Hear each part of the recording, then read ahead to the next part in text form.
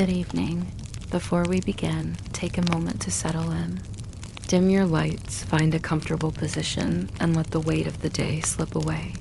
But why did the ancient Egyptians love cats so much? Why did they hold them in such high esteem, even worshiping them as divine? Tonight, in a quiet and unhurried way, we'll explore this story together. Feel the air around you grow still, and let your eyes grow heavy.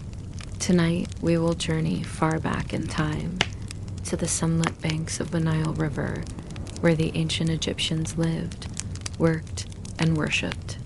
At her side, a sleek, tawny cat sits watching her, its green eyes bright in the soft morning light. Cats would gather at the edges of the gathering, their bodies outlined against the fading light.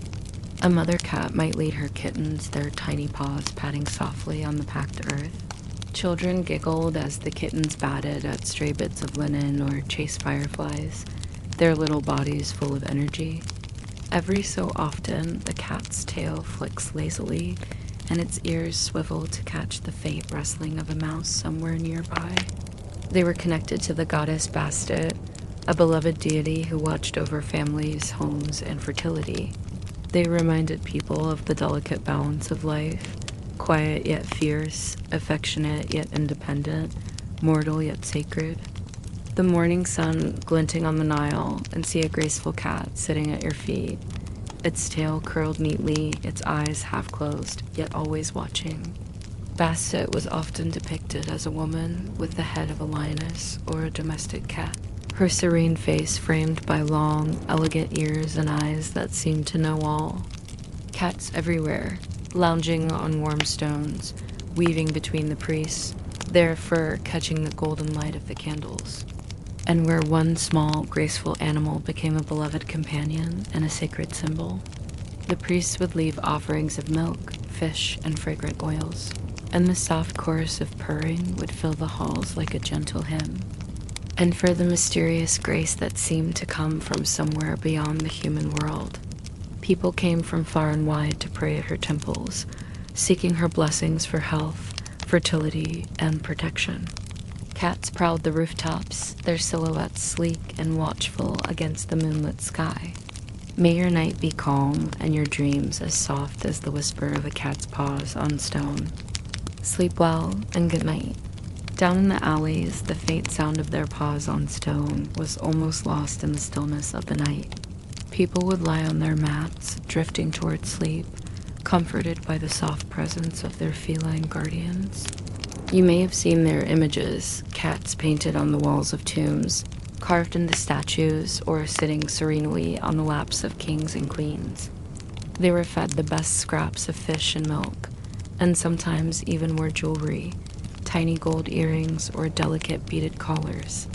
When a beloved cat died, its family mourned deeply, even shaving their eyebrows as a sign of grief. Some families had their cats mummified, wrapped in fine linen, and buried with care, so they could journey into the afterlife alongside their human companions. The morning sun rises over the Nile, casting its warm golden light across the river. The water shimmers gently, and the air is filled with the soft calls of ibis birds and the distant bleating of goats. In a small village along the riverbank, the people awaken to another day of tending crops, weaving linen, and baking bread. In one modest mud brick house, a woman kneels before a clay oven, her hands deftly shaping loaves of dough. These cats were more than pets, they were protectors. Grain was life in ancient Egypt. It was stored in baskets and jars inside cool storerooms. But mice and rats, with their sharp teeth and endless hunger, could ruin an entire season's harvest. Cats, graceful and patient, were the perfect guardians of these precious stores. They slipped silently through the granaries, eyes sharp, claws quick, keeping the grain safe. But over time, their role grew beyond that of a simple hunter. As Egyptians watched them, they began to see something magical in these animals. The way a cat could move, silent, almost floating, or how it would sit perfectly still, unblinking, as if it saw something beyond what humans could see. Even their eyes, wide and golden, seemed to hold secrets of the sun and the moon. At dusk, the Nile glowed copper and gold. The farmers would finish their work and sit outside their homes to eat. Over the centuries, cats became symbols of grace, protection, and mystery. In temples dedicated to Bastet, hundreds, sometimes thousands of cats were cared for, fed, and honored. In Egyptian homes, cats were treated as members of the family. As night fell over the land of Egypt, the streets of the city would grow quiet, lit only by flickering oil lamps and the shimmering stars above. To the Egyptians, cats were not only hunters and companions, they were a bridge between worlds, creatures who belonged both to the earth and to the divine. Tonight, as you listen to their story, perhaps you can imagine what it would have been like to wake in a cool stone room.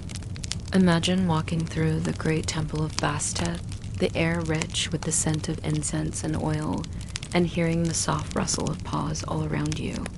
And when the day is done, imagine lying under a woven blanket, the gentle purr of a cat at your side, its warmth seeping into your skin, its presence a quiet reassurance that all is well.